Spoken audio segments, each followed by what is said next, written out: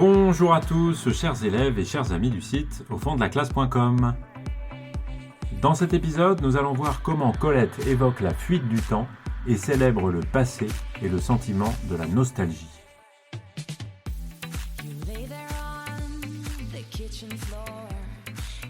Dans Les Vrilles de la Vigne et dans Sido, Colette raconte des événements de sa vie passée, et elle le fait avec un certain bonheur. On peut donc dire que, de fait, elle exprime sa nostalgie, c'est-à-dire un sentiment ambigu qui contient à la fois le plaisir de se remémorer le passé, mais aussi la tristesse ou la souffrance de considérer que tout cela est révolu et passé et constitue une sorte de paradis perdu. Et se pose donc pour elle un problème. Le problème de vivre avec ce passé. Que faire avec ce passé ? Est-ce qu'il faut rester triste de l'avoir perdu à jamais, essayer de l'oublier ou au contraire le conserver en soi comme quelque chose qui nous rend encore heureux au présent ? Pour s'interroger sur la place de la célébration du passé et de tous les problèmes que cette célébration peut contenir, peut supposer, on va s'arrêter sur quelques extraits qui appartiennent à 2 chapitres des Vrilles de la Vigne, Rêverie de Nouvel An d'abord, et ensuite Jour gris. Dans le premier que je viens de citer, le chapitre Rêverie de Nouvel An, Colette donne une sorte de journal intime écrit un jour de Nouvel An, comme le titre du chapitre l'indique. On peut dire qu'elle rêve, ce jour-là, à ses souvenirs passés et en particulier à son enfance. À son enfance qui est évidemment marquée par ces événements importants d'une année qui sont particulièrement marquants dans la vie de quelqu'un qui est petit, d'un enfant, comme Colette l'était quelques années avant d'écrire ce récit. Et on pourrait dire que comme dans une élégie, ce genre poétique de l'Antiquité, inventé par les Grecs, repris ensuite par les Romains, et qui est ensuite un motif très important de la littérature occidentale, comme dans une élégie, donc, elle exprime le regret. Elle exprime ce regret de la perte, la mélancolie d'une perte, et elle l'exprime sur un mode mineur, c'est-à-dire non pas en poussant des cris lyriques avec des exclamations, des grandes souffrances, des grandes émotions, mais au contraire, comme on pourrait le faire en musique avec des accords mineurs, ou comme on pourrait le faire avec une trompette ou un piano, avec un instrument qui permet de jouer en sourdine, c'est-à-dire de manière feutrée, calme, mineure. Et comme dans une élégie, elle recrée les images de son enfance et elle exprime ses soupirs, mais des petits soupirs, avec sa rêverie. Et en particulier, elle le fait dans cet extrait que je vais vous lire ici du chapitre donc Rêverie de Nouvel An. Une année de plus. À quoi bon les compter ? Ce jour de l'an parisien ne me rappelle rien des 1er janvier de ma jeunesse. Et qui pourrait me rendre la solennité puérile des jours de l'an d'autrefois ? La forme des années a changé pour moi, durant que moi, je changeais. Ma solitude, cette neige de décembre, ce seuil d'une autre année ne me rendront pas le frisson d'autrefois, alors que dans la nuit longue, je guettais le frémissement lointain, mêlé au battement de mon cœur, du tambour municipal, donnant, au petit matin du 1er janvier, l'aubade au village endormi. Ô tous les hivers de mon enfance, une journée d'hiver vient de vous rendre à moi. C'est mon visage d'autrefois que je cherche, dans ce miroir ovale saisi d'une main distraite, et non mon visage de femme jeune que sa jeunesse va, bientôt, quitter. Je m'arrête ici pour l'extrait. Vous voyez que dans cet extrait-là, il s'agit bien d'une plainte, il s'agit bien pour Colette d'exprimer le regret d'une période qui est révolue, qui a disparu, qui n'est plus là. Et ici, ça se marque par la date, évidemment. Ce 1er janvier, ce jour de l'an, n'est plus comme les jours de l'an de mon enfance, où j'étais excité d'attendre le passage d'une année vers une autre année. Ici, l'excitation a disparu. Plus rien ne se passe en quelque sorte, et Colette recherche ces sentiments d'autrefois, ces sentiments qui sont perdus, celui d'attendre dans la neige de décembre, celui d'attendre le tambour qui était joué par l'orchestre municipal au petit matin du 1er janvier pour réveiller le village qui découvrait la nouvelle année qui venait d'arriver. Cette excitation-là, elle a disparu. Et on a donc bien ici l'expression comme on le trouve dans les élégies, ce genre traditionnel de la poésie antique et moderne, d'une perte, de la mélancolie, de se rendre compte qu'un passé ne reviendra plus. Et on voit ici des images de son enfance qui sont recréées à travers des hypotyposes, c'est-à-dire des images qui sont recréées en quelques mots seulement et qui immédiatement créent un tableau, quelque chose de très visuel à l'esprit du lecteur. Et on peut citer par exemple cette neige de décembre qui, pour n'importe quel lecteur, fait jaillir immédiatement une image qui correspond bien à cette période du Nouvel An, qui est souvent, évidemment pas dans toutes les régions, marquée par la neige, par ce paysage blanc très caractéristique de l'image un peu classique et traditionnelle qu'on a de cette époque de l'année. Cette plainte, elle est aussi marquée par la ponctuation et par ce qu'on pourrait appeler, en employant un terme, une figure de style, peut-être un terme en tout cas un peu pompeux, une aposiopèse, c'est-à-dire ce qui est marqué ici par les points de suspension, qui marquent un silence, un peu comme on trouverait un soupir dans une partition de musique, un moment où il n'y a plus aucun son. Par exemple, juste au début de cet extrait, après cette phrase nominale, une année de plus. Et puis un silence qui est ici marqué, un peu comme on le ferait avec une didascalie au théâtre, par les points de suspension. Et ce silence en dit long, en quelque sorte, ce silence marque la solennité du moment et la mélancolie de la locutrice, ici, Colette, contant cette impression ce jour de Nouvel An. Et si on regarde dans la suite du texte, il y a d'autres apparitions de ces aposiopèses, c'est-à-dire de ces points de suspension qui marquent ici un silence, qui marquent une pause. Et puis, il y a aussi la personnification de l'hiver, des hivers de son enfance, une personnification qui apparaît ici à travers une apostrophe.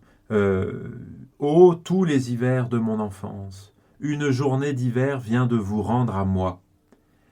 C'est une manière évidemment de sacraliser cette période perdue que de s'adresser à elle de cette façon, comme dans un chant de deuil, puisque bien souvent une élégie c'est ça, en tout cas traditionnellement c'est ça, on s'adresse à celui qui est mort en montrant ainsi toute l'affection qu'on a pour lui et en mesurant aussi de manière violente son absence, parce qu'évidemment il ne nous entend pas, ou en tout cas pas de manière vivante, et il ne peut pas nous répondre. Et donc ça contient à la fois une émotion très forte qui est positive, et en même temps une émotion qui est violemment, pour le dire ainsi, liée à une très forte souffrance et à une grande douleur.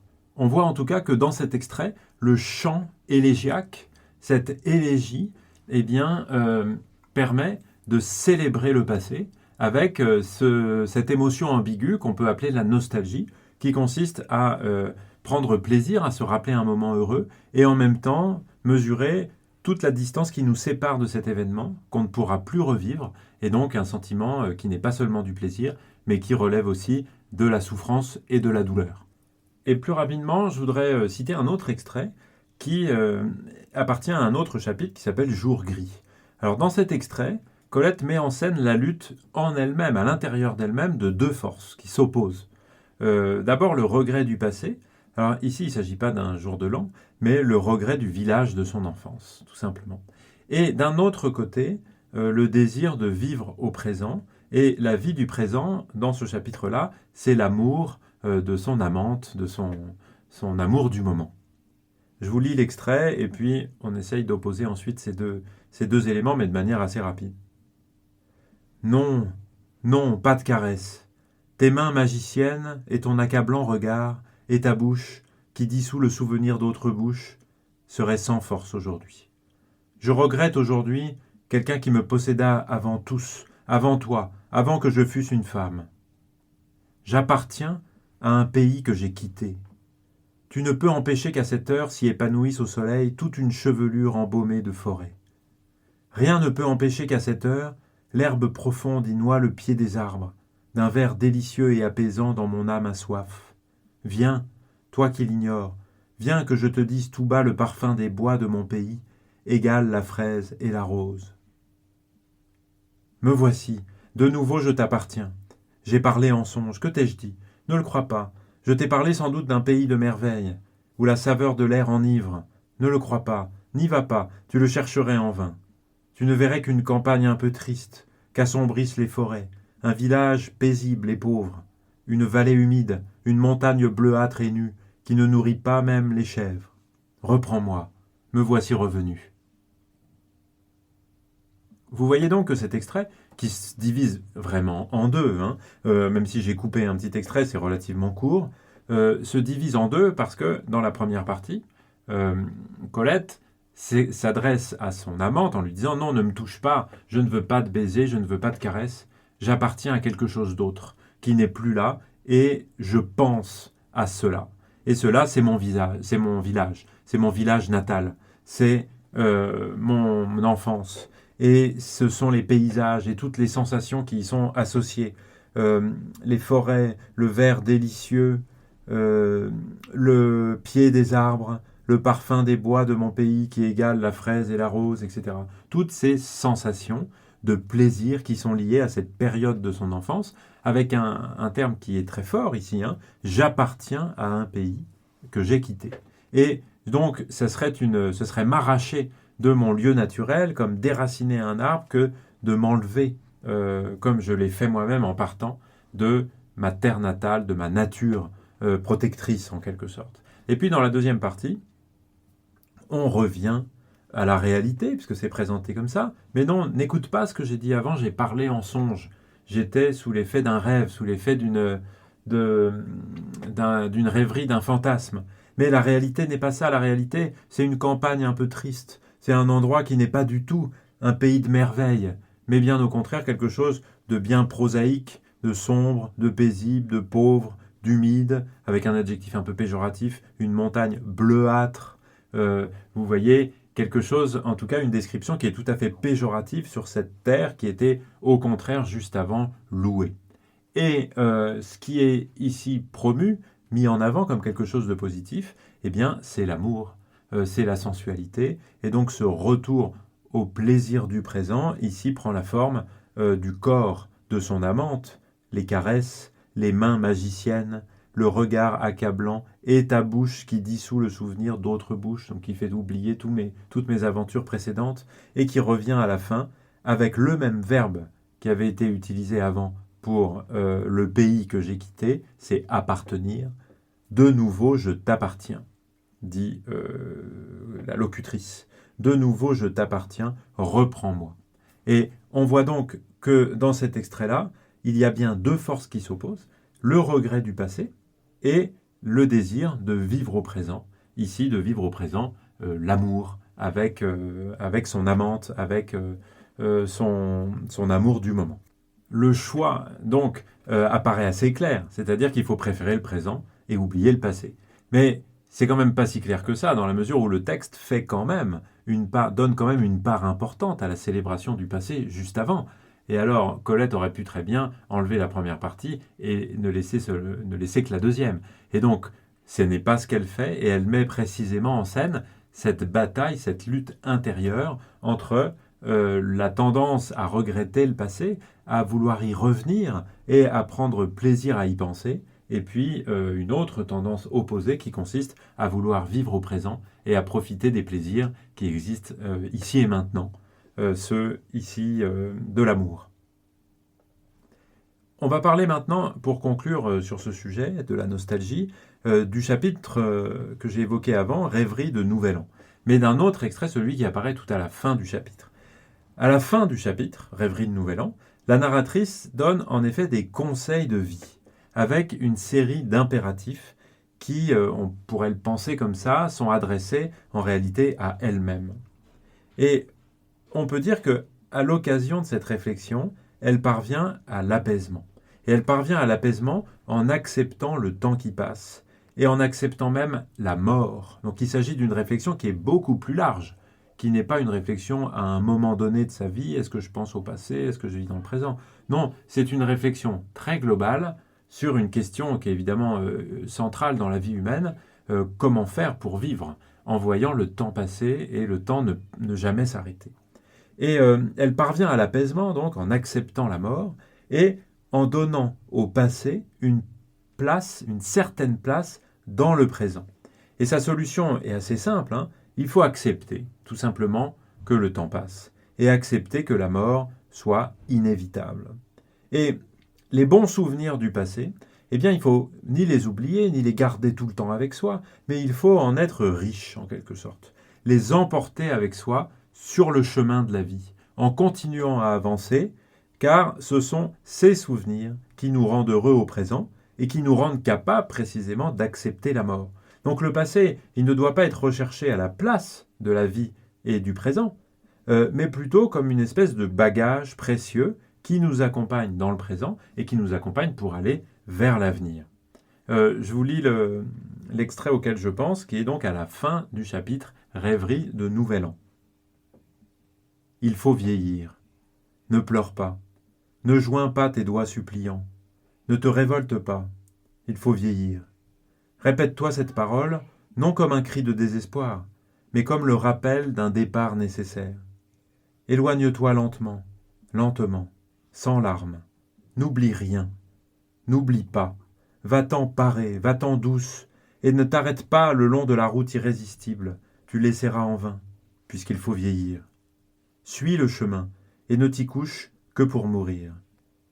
Et quand tu t'étendras en travers du vertigineux ruban ondulé, couche-toi en souriant, dors heureuse, dors privilégiée. Voilà pour cet extrait. Alors, on peut dire ici qu'on a une espèce de prosopopée, c'est-à-dire une figure qui consiste à faire parler un objet, un mort, une abstraction, quelque chose comme ça, une sorte de dédoublement de la personnalité de la narratrice ici, puisqu'elle se regarde dans un miroir et que c'est le miroir qui lui parle, en quelque sorte, et qui lui donne des conseils moraux. Ici, il s'agit d'une série d'impératifs ou d'une série de verbes d'obligation. Il faut vieillir, ne pleure pas, etc. Et ces impératifs ou ces verbes d'obligation expriment le refus des émotions négatives. La tristesse, la prière, la révolte, le désespoir, toutes ces émotions-là, en indiquant qu'il faut plutôt accepter le destin, qu'il faut retrouver la joie et le plaisir de se voir beau, ici, belle, aujourd'hui, à l'instant présent, en quelque sorte. Et tout ça est marqué par le rythme très tranquille et enthousiaste de la phrase, qui est marqué vraiment par des virgules, par des cadences mineures, c'est-à-dire une phrase qui ralentit, dont les éléments sont de plus en plus petits, avec un nombre de syllabes qui a tendance à baisser et qui suggère une forme de tranquillité. On peut remarquer aussi la métaphore de la route. La route, le ruban, Colette parle souvent de ruban, le chemin. Et il ne faut pas se battre contre le destin, il ne faut pas arrêter la route, il faut continuer de courir. Va-t'en, dit-elle dans ce texte. Et enfin, elle propose ici une vision qui est très réaliste et qui est à la fois idyllique, un peu paradisiaque de la mort. Les termes sont très crus, mourir, la dernière heure, la fin de cet extrait-là, c'est vraiment une image très concrète de la mort, de quelqu'un qui est en train de mourir. Alors que à l'âge où elle écrit ce texte, elle n'est pas du tout en train de mourir, évidemment. Mais on parle pour autant de quelque chose de très réaliste avec la mort. Et en même temps, il y a une vision ici qu'on pourrait dire un peu idyllique, avec un lien avec le sommeil, qui est évidemment un euphémisme pour parler de la mort. Tu t'y couches, tu t'étendras, dors, dors, et avec une image apaisée, joyeuse, en souriant, heureuse, privilégiée. Et les points de suspension ici apparaissent encore sous la forme d'une aposiopèse, d'un silence qui mime la respiration à la fin de cette longue phrase et qui exprime, on peut le dire, la sérénité, si ce n'est pas même une forme d'extase. Et on a donc là la solution, la place qu'il faut donner au passé, à la nostalgie. Il faut l'emporter avec soi sur la route, donc ne pas l'oublier, mais continuer à aller de l'avant. Et c'est en tout cas la manière dont Colette célèbre ici la nostalgie et célèbre ici le passé. Voilà en tout cas ce que je souhaitais partager avec vous au sujet de la célébration du passé et de la nostalgie dans les récits de Colette. Vous pouvez retrouver un certain nombre de choses sur le site internet aufonddelaclasse.com. Je vous dis en tout cas merci beaucoup de m'avoir écouté et à très bientôt. Ciao ciao. kitchen floor. It seems like